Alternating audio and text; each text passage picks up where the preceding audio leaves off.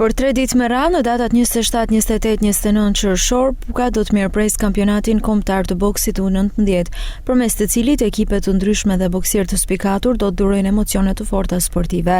Aktiviteti pritet të mbledhë boksierët më të mirë të ring nga e gjithë Shqipëria, të cilët do të matin forcat në ring për të fituar titujt më të rëndësishëm në këtë kategori moshe. Trajneri i Tërbuni Boks, Emiliano Cecchini, foli për këtë aktivitet që zhvillohet për herë të parë në qytetin e Pukës. Në Pukë do zhvillohet kampionati U19, kampionati kombëtar U19 për moshat.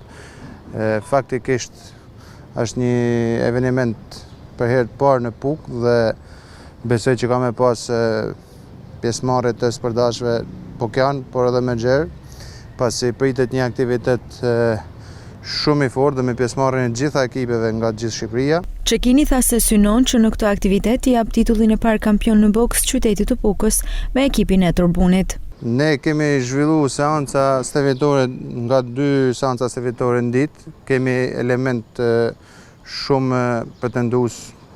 Faktikisht ne kemi 5 në Europë në ekip, por edhe në kampionin e botës Adam Maca dhe pretendimet tona detyrimisht pastaj bëhen të mëdha, jo vetëm për aktivitete kombëtare, por edhe me gjerë.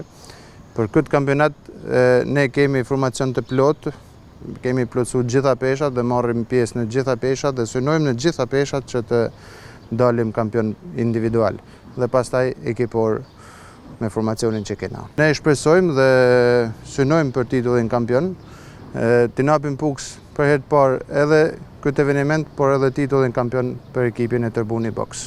Kampionati do të nisë të premten dhe do të zgjasë deri të dielën, teksa pritet të zhvillohen disa përballje emocionuese që do të testojnë përgatitjen e boksierëve të rinj.